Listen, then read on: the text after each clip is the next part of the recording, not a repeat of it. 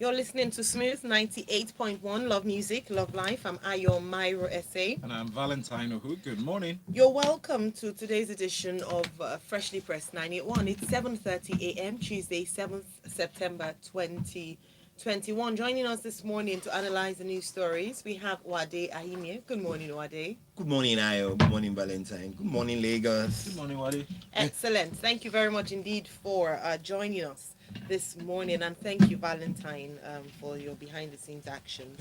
All right, let's tell you how you can be a part of the conversation this morning. You can simply go onto our YouTube channel, Smooth 981 FM Lagos is the handle. You can search for us on there on Smooth 981 FM Lagos and also on WhatsApp. And subscribe to the channel. WhatsApp number is 0809 Wadi, let's start with this first story. Sharing news from this day newspaper. Lagos State government, doctors shelve strike as the government meets demands. According to this story, there are a few demands that the doctors were making. Some of them involving their residency or resident doctors. The promise that was made to them in terms of fully sponsoring the resident doctors, and that has been approved. There was also the approval of the recruitment of over 150 new doctors and medical officers to reduce the human resource deficit in the public service of the state. What are your thoughts regarding this story? Touching on all points. Okay, I'll try and touch on all points. So they've also resolved the issue of the 25% tranche to scale up the state doctors' salaries to that of the federal level, which is cheering news. What with this, what I can say is, I think with all these strikes, what states should do is go and negotiate with the state resident doctors, like Lagos States has done, and bring those doctors back into war. States that can afford all the things that they are asking for can go ahead and do those things. Those that cannot afford it, rather than wait for the federal body to continually go into sessions that never come out with any positive results. So states should go negotiate what they can do, bring the doctors back, need them to be in the hospitals. We need the resident doctors to always be available, not just the consultants, because they're the ones who do your day-to-day medical service provisions within the states and federal hospitals. So this is welcome news. I think most states should take a cue from what Lagos State has done. Sit with the with the association of doctors within that, yes, and ensure that they can come out with something that is beneficial to both parties, while the federal body is trying to resolve it. So Thank you so much. This announcement was made by the Commissioner for Information and Strategy, Mr. Benga Omotosho. Looking at the next story, this day also has this report on VAT judgment. Court refuses federal government's plea for stay of execution. Justice Stephen Palm of the Federal High Court sitting in Port Harcourt yesterday dismissed that application made by the Federal Inland Revenue Service, FRS, seeking to stop the River State government from collecting value-added tax. But the judge granted in favor of the River State government, saying no, the FRS cannot, apply for that. That it's if he approves it as a judge, it's almost like he compared it with committing murder. So, consequent to this, the River State governor made a statewide broadcast and instructed the River State Revenue Service to immediately start collecting VAT. yeah, and reading the story, good thing that the government of River State did was, when this case was in court, it suspended collection of VAT. Yes, pending the the outcome the application. Of the application. But when this story first broke out, one of the things we said was this was a welcome development for the states to be able to generate more monies within the state.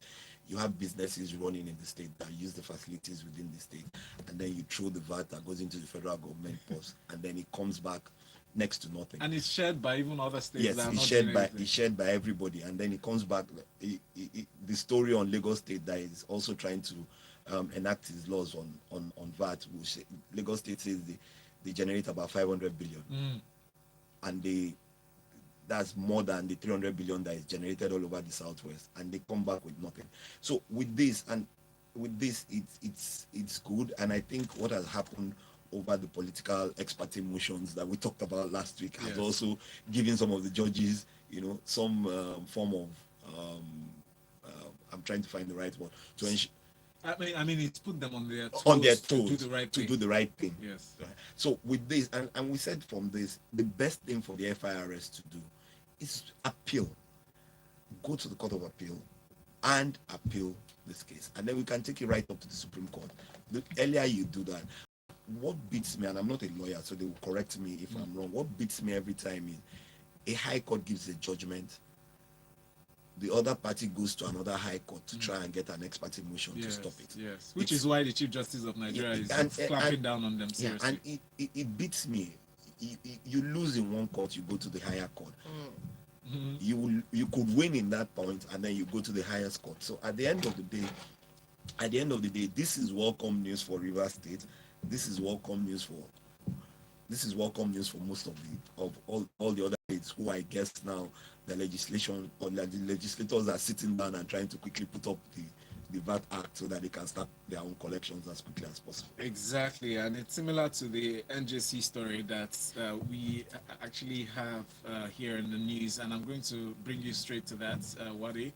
The Vanguard reports that the National Judicial Council has okayed the probe of 3 judges for granting ex parte orders that were considered an embarrassment to the judiciary. Now, through this, there was a statutory mandate. The NJC actually has a statutory mandate to discipline errant judges. Yeah. This has come up in the news more than 3 times in the past week. The Chief Justice of Nigeria, Justice Ibrahim Mohammed, after a marathon meeting with 7 chief judges on Monday, that was yesterday, gave a nod for the council to investigate 3 judges without a formal complaint pending against them. Yeah. This is welcome news. At least last week, the Chief Justice of Nigeria had said that he was going to summon the chief judges of 7 states, which he did. They've gone through this, and they have agreed that they are going to investigate those 3 judges who gave conflicting judgments. I think a judge in Kirby, I can't remember the I other think it two. affected about 3 zones. But yeah, the 3 Anambra regions, yes. and Kebbi and Southeast, Anambra South. and so on. That's So central. this, I think what the judiciary is trying to do is first and foremost ensure that its autonomy, Yes. it's sacrosanct. That's one. 2, try as much as possible to be apolitical, which is what this statement is going out to all the judges across the country. They're not telling you not to listen to political cases, but don't make it a market of everybody just comes in and brings in one paper and you grant the other.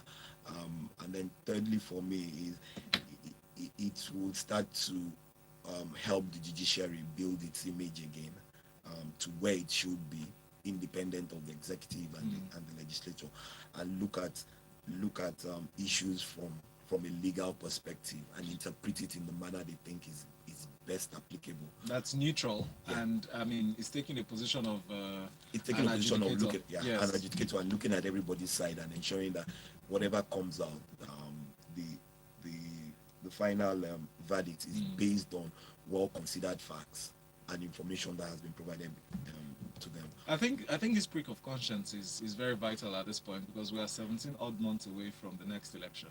And I mean, if care is not taken, like you said, the trusts that have been almost running the risk of being eroded as far, on the part of the judiciary needs to be preserved at this point. Yeah.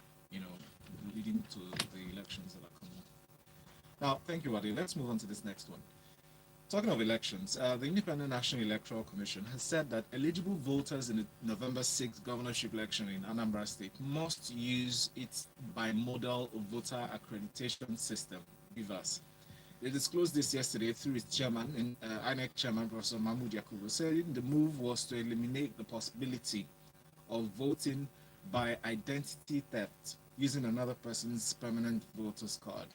How do you see this making this process effective in terms of electronic voting, transparency in the conduct of elections, and then using this to x-ray what's coming in 17 months? So this is really welcomed for me.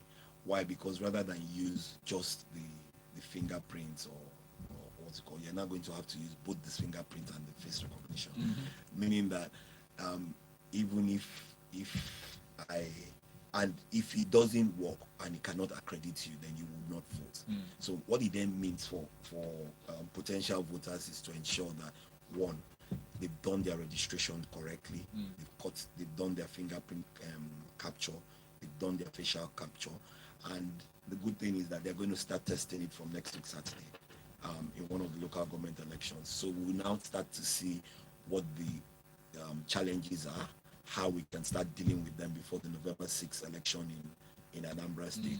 And there are more elections coming. So the only thing that can happen is we continue to improve the system. Now, for me, what I next should ensure is this. Networks are working efficiently.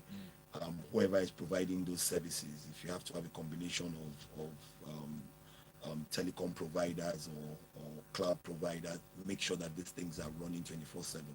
They can work where they are. The infrastructure that is required is available. Yes. So all those hitches that come about, and you'll be able to continually correct them and know what kind of bandwidth you require during the major elections, which one of them is coming up on November 6th. So with the one that is happening in Delta State, it gives you that opportunity to quickly test a few things. You mean the Anambra? Is it? I think is it Anambra? It's Yes, Anambra Okay. later this in Anambra. November. No, but there is a by-election that's coming up. I think is in on September 11th. That's where they're first going to test it. Isoko South. Isoko South. 1 Yes. State Assembly by-election. Yes, so You're right. that gives you the opportunity to do those quick checks. Because they said they're going to conduct a pilot test. Yes. On the pilot exercise. Using that by-election. So that will help you know what are the glitches, what kind of things, because number of people that are coming to vote there is just one constituency. So you can check all those things, and like we always say, people should go register, go out and vote. The more you go out, the better it is for you to test the system and ensure that the system is transparent enough. Absolutely. Dan Okudwa from Igando says, "Good morning, Valentine. The FIRS should accept the reality of the Rivers judgment instead of unnecessary flexing of muscles. It is elementary law that appeal does not necessarily grant a stay. Threatening corporate bodies that pay to River State government is impunity of the highest order." Thank you, Barrister Dan. And it would be nice to see our taxes working within the state. Imagine if Lagos State government collects over 600 billion and then we now see the effect on our roads, on infrastructure and everything. That is a critical factor. Yeah. That's when they collect these monies. They use it to channeled. work. Yes, absolutely. Yes. All right, let's move on to our next story here, and that's on education, but particularly as with regards to the North. So, Kaduna State Governor Nasir El-Rufai has urged the Joint Admissions and Matriculation Board to stop giving preferential scores to students in northern Nigeria who seek the Unified Tertiary Matriculation Examination, popularly referred to as JAM. The headline in Punch newspaper reads, "Stop giving preferential scores to northern students." I'll read a quote from him. He said, "The North has always been behind in education. We've continuously been the disadvantaged region right from independence. Even though we are given preferences, JAM scores and all that, that has not helped. In fact, it has made our people lazy." This is a big statement from the governor of Kaduna State. Would you say that the fact that, historically, the North they've been given lower cutoff marks for, especially in JAM, and you wonder if it's not the same syllabus that's being used across education systems. I know the justification for this in some areas is to encourage, young people in the North to embrace tertiary education. But what's your take on this? Do you think it's time to put an end to it? It's been years ago to put an end to it. It started with saying that the North was educationally backward, and then there was some form of quota that was used to get more Northerners into school. I went to school with a number of Northerners, having gone to a federal government college school. And one of the things that I would tell you is this. You find out that it's possible that, yes, some of them are lazy, However, when a system encourages that, what you just do is that you really don't what's it called? But they're hardworking. And one thing I've noted, I have noticed once with those in the north who want to study, who want to get a good education, they're exceptional when it gets to that. So what the governor is saying, for me, makes absolute sense. Now, considering the fact that JAMB has said that universities will determine their cutoff marks, he's actually telling the young people in the north that it's no longer business as usual. Yeah. So if you need to get into a university, then you must do the things that you need to do. You must study hard, score this, achieve the scores that you require to get into that course, and stop waiting for government handouts for you to get into, whether it's a secondary school or a university, because that's what it has been. I do get. I mean, it seems to make logical sense when you read that kind of headline. But let's evaluate education. So the idea is to encourage, young people in the north. Do you think that the government is doing enough to provide an enabling environment for young people, boys and girls, to access education, quality education in Kaduna State? Because further down this article, it talks about the fact that schools are currently closed as a result of insecurity. Yeah. So I think there. I can't remember which state was it, Valentine, that they passed a law on begging in the north. I don't. It's one of the states in the north. I believe it was. Yeah, one of those states. Now it goes to show you what they are trying to do to get more and more people into education and get parents to ensure that their kids at least get basic education. So yes, schools are closed. A lot of the schools are closing up in the north, and it's because of whichever word you call them, whether they're criminals or bandits and kidnapping of children. However, we continually talk about the state of insecurity. How do we improve that? So the first thing is, yes, schools are closed. How does the state governor work with all the security agencies to ensure that the level of security improves, gets higher, and gets these children back into school? But the truth of it is, scrap low cutoffs, let everybody compete on the same base. Now, the second part of it is that these states should now start to employ the required level of teachers who would help improve the educational system within the states. I hope he knows that he said yes, and he can only speak for Kaduna State. Looking at the north as a whole, are we ready? Have we put in place mechanisms to ensure that education would be accessible and equitable for all? It starts with one state. Like I said, a state that starts it, then you can start looking at the things that have been done and how best you can improve on them in other states. All right, thank you. We have messages here. Emeka says, congratulations to River State and a big kudos to His Excellency Wike for standing firm. This is a subtle restructuring, and I urge other states to follow suit. My governor in Enugu State should emulate this and go to his House of Assembly to enact the law. Emeka Ide from Bagada. Ayaba from Yaba says, good morning. Telcos need anti-jamming devices for elections. Politicians have been known to deliberately use scrambling devices to render card readers and other communication signals useless. And then sometimes forces them to resort to manual collation. Abayomi, thank you for your message. Okay, and then this one from Inka says, a creative governor is a red flag. Impeachment straight. And says, the kind of vibes El Rufai is dropping loud gone. A loud gone. Is it directed at JAM alone or same for Unity schools? Otunuga says they'll enter schools with lower cutoff points, but go to all our public institutions and be top. Is that not an irony? It doesn't to be fair, we have to understand that not all of them go to universities in their states. Some of them travel to different parts and can compete favorably with any of the students from any part of the country. Totally agree. So I think it's important to note that. All right, let's move on to our next story from the Vanguard. The Lagos Assembly moves to ban open grazing as bill scales second reading. This is a very important development. So the Lagos State House of Assembly on Monday committed the bill on prohibition of open grazing as well as the state's value-added tax bill to committees for consideration. We should have taken the story straight out of the Rivers bill because all the states are like, what?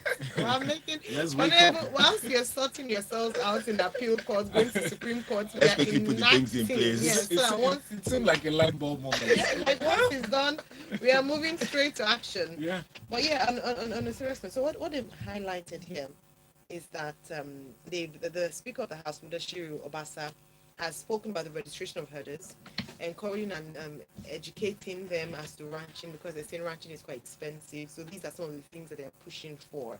And then that VAT would reflect true federalism as it ought to be. But I'd like to hear your thoughts on this.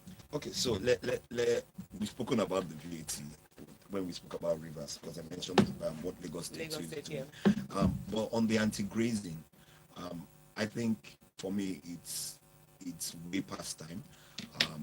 We've said it so many times. If you want to improve and grow agriculture, cattle rearing agriculture in to the manner in which it's done across the world, then it has to be in the form of ranching. So what I'm happy about is the Speaker of the House emphasizing the fact that it's not just to give the land, but to provide all the other necessary things towards enabling ranching to be a successful form of farming and agriculture in Nigeria, and that is welcome. So what I think they should do, aside from the anti-grazing bill, is to, whether it's included in it, is to provide the requirements and the kind of support system within this bill that would help headers ensure that they can create their ranches.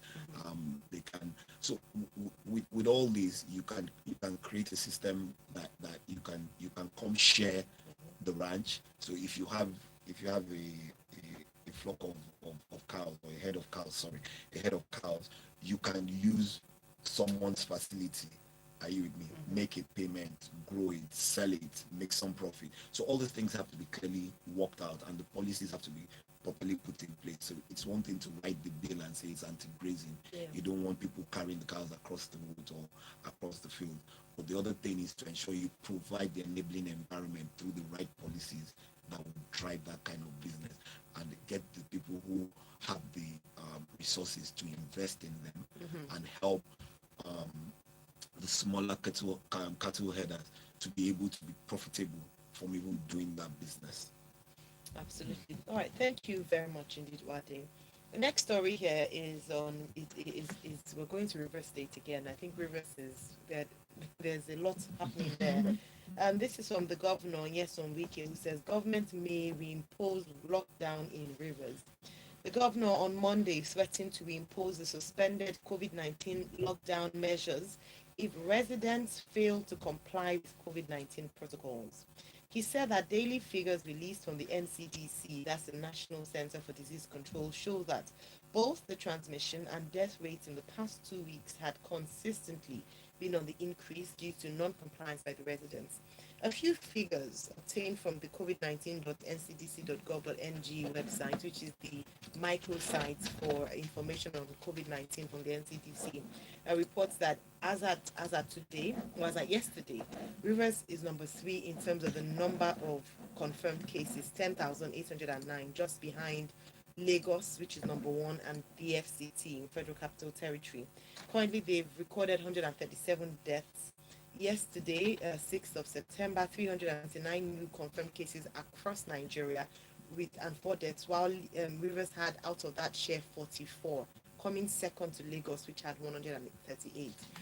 Putting this background there just to highlight why Governor Nyesom Wike is now coming out and saying he's concerned about the rising numbers of cases, confirmed cases. Now, when I went to the south last week, I went to Uyo and Cross River and Calabar, sorry. And what you would notice is that outside Lagos, COVID does not, in quotes, exist. I say this because of the laxity of the people in terms of wearing of face masks, sanitation, observing protocols, apart from the hotels which are mandated, and then you just wear it and then you remove it when you enter, which is really sad. You wonder, okay, are these people aware of what's going on? Is there enough information for these people? Why is it that there's an the people just don't believe. Then talk about vaccinations as well, because it's highlighted in this article. Last week during the show, there was there was a conversation around, should the government, mandate, make it compulsory, and many people said they hadn't taken the vaccine and they weren't going to take the vaccine due to many reasons. What are we not doing quite right? Because we want to contain this. Okay, so the messaging has been very good. From the NCDC, from media houses, from you just name it, the messaging across Nigeria has been good.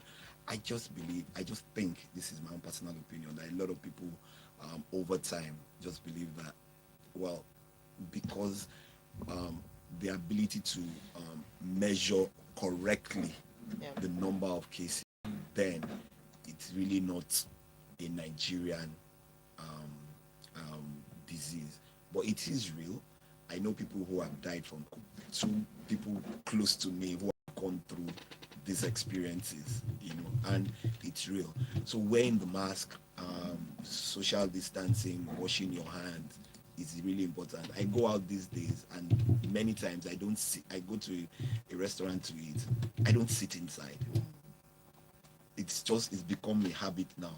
So and in terms of the vaccine, with respect to the vaccine, I was listening to Valentine and one guy talking about the vaccine last week, and he says, "Oh, it's not real." When you told him that it's real, oh yes, and from stock, people, the vaccine is available. More and more people are becoming aware of the fact that the vaccine is easier to access. The registration for the vaccinations for these batches are, for me, have been moving smoothly, because I know my niece just took the vaccine. She's 19. So with all this, go ahead and do all these things. The more we get vaccinated, the quicker we're able to deal with this disease across Nigeria. So we really don't want another lockdown. Why? Because economically, 60 to 70% of Nigerians make money on a daily basis, and it would just kill the economy again. I think it's a basic, also, lies on the basic understanding of how a vaccine works, or how, what a vaccine really, gives you in terms of protection. Getting a vaccine does not necessarily mean you won't get COVID. Yeah. People have taken 2 doses have caught COVID. What it really means is that your body develops secondary immunity, and your body reacts faster and produces antibodies quickly against the virus when next you get it. And that's Valentine, Sure, a lot true. of us will not be alive today if we had not taken vaccines over the first 10 years of our lives. We need to keep talking about that so people know that they were vaccinated. So, measles, Yeah. smallpox, polio, you just name it. I mean, somebody who got the 2 shots that still caught COVID, but the difference between now and then is that she's not showing any symptoms anymore. She's not showing any symptoms. Her body did not break down as much as it broke down the last time. So she's fine. It's just that she tested positive and she has to still quarantine because she potentially could spread it if she goes out. And that's one of the reasons why you need to wear the mask. The mask really is not just to protect you, but to protect others. I was somewhere on Saturday, and the lady said herself and her son fell ill. She had COVID, but because she wore the mask, everybody within that gathering did not fall ill. See that? But that's she's responsible. Yeah. So if you're not doing it for yourself, if you don't really care about yourself, please do it for the people around you. True that. Jerry Eruba from Peace Estate in Barua said, El Rufai is right in his comment and meant well for Northerners. When things are made too easy to achieve, people become lazy. Northerners should be encouraged also to study and compete on the same base with other regions for their own good. And Femi Owo says, I hope all these open grazing laws, anti-open grazing laws, are also addressing the goats and sheep that roam the streets and go uninvited into homes to eat clothing and food stuff. I should believe so, Femi. Ayo says, you seen us? To be fair, at this point, even in Lagos, COVID barely exists. Because of the body language of people. Yes. You go to cinemas, it's packed full. Cinema parties. And in the cinemas, they are practically not wearing a mask. Mostly. Yinka Bolu says, open grazing in Lagos, other than some stray cows, about 6 of them, around the Nero area, that very soon we'll turn to see her. Because I had overheard some area boys discussing it. So I don't think we have that grazing around here, but the bill is a welcome development. Thank you. Thank you very much, Inka, and thanks to everyone who's contributed to the conversation this morning. Final headline just to mention, Nnamdi Kanu's lawyer files 50 million naira suit on DSS over alleged rights abuse. New Telegraph would He obviously... said he refused him to see his clients. Yes, we'll give you details as they emerge. A date hasn't been set yet for the hearing. Thank you so much, Wade, for being part of the conversation this morning. We're very grateful. We enjoyed your analysis. And Thank thanks to all our It's always my pleasure to be here. Thank you. And to all our listeners, we're grateful. Let's discuss this in more detail during Lagos Talks 981. You can call us to give us your take on all the stories, all the stories that we looked at this morning on Freshly Pressed 981. Good morning. Ooh.